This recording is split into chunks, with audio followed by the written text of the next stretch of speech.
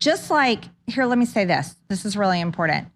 Just like we can truly say, at least I can truly say, I believe the Great Awakening is occurring because of truth. People all over are waking up and God is dividing people by the sheep and goats. He is literally dividing us. There's people that can't hear the truth right now, and then there's people that are waking up over and over.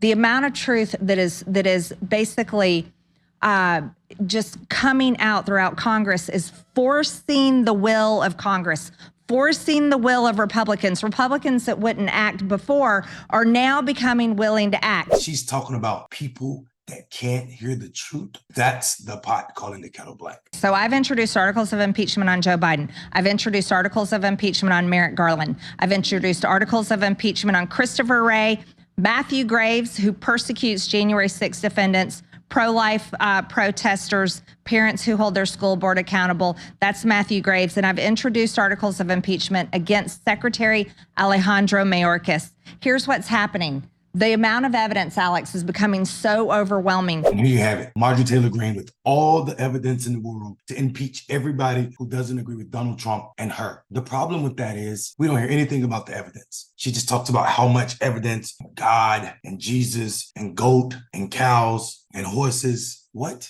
On January 21st, 2021, I introduced articles of impeachment against Joe Biden.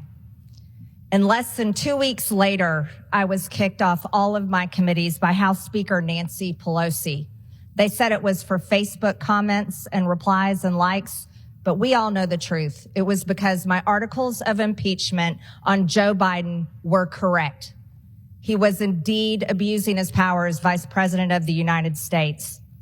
Now we have more information to prove that not only was I right then, but it was more damning than we already knew. No evidence at all presented. She's in an interview talking about impeachment, yet she can only say the word impeachment and names to follow them to rile up the base, to raise money, and not present any of the evidence that she has to impeach Joe Biden, Christopher Wray, Mayorkas, or anyone else. And the reason she can't is because there is no evidence. The idea that a J6er supporter like her, someone who supports Trump's idea that he did win the 2020 election on a regular basis on national TV, saying that Donald Trump won the election, saying patriots were the people who attacked the Capitol on January 6th, trying to use impeachment as if it's a toy in this country. We're talking about Marjorie Taylor Greene, who's guilty of all of this behavior with no evidence to prove any of it. No evidence to prove that January 6th are patriots. Actually, it's evidence in the exact opposite when they use flags to beat police officers and rush the Capitol in attempts to kill. Somebody texted me the day that on January 6th and said, oh, the protesters have breached the Capitol. And the first thought I had is, my God, how did they climb over all the bodies? Did the Secret Service run out of bullets? I mean, it's only one of the most heavily guarded places in the world. So there's no way that that was anything but a guided tour. I mean, we saw the footage of the police moving aside and waving people in. The doors themselves weigh 20,000 pounds and are on magnets and can only be electronically opened from the inside. So there's no way that they breached the Capitol by smashing through the windows. It's all nonsense. I must have seen different video because the ones I saw them beating the cops, pushing back on them, who were trying to keep them out, breaking windows and doors and forcing themselves into the Capitol. Those were not Trump supporters. Those were Antifa members. They were bussed in. We saw the buses coming in, and they even put out flyers and were on Facebook saying, "Here's how you recognize us. We'll have Trump hats on backwards and this and that." And there were a lot of people who were Trump supporters in the crowd saying, "That's Antifa. Those are feds or what have you." So they were calling them out that day.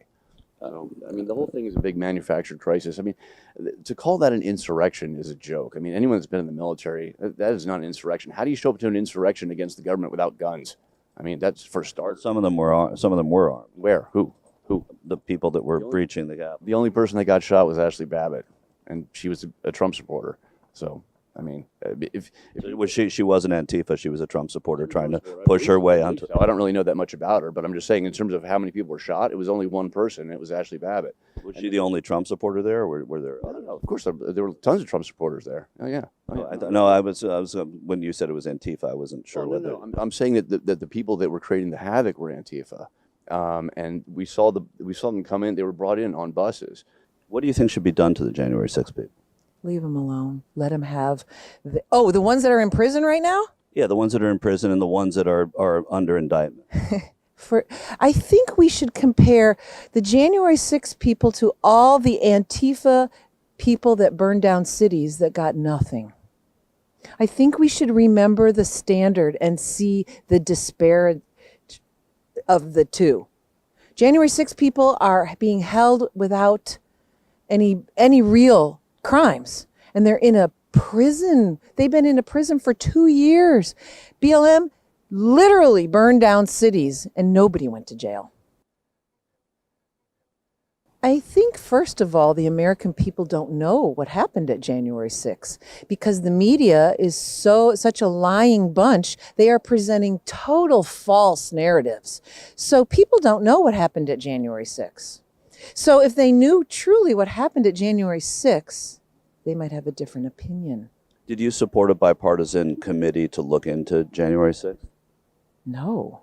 I don't think anybody should be looking into people celebrating and standing up for their First Amendment. No, I just meant what people allege to be a breach of the Capitol. That, you just said we don't know what happened on January 6th. The committee, they tried to do a committee to look into what happened. They did, but it wasn't as bipartisan as people wanted. I don't think they looked into what the breach of police stations, county buildings with BLM.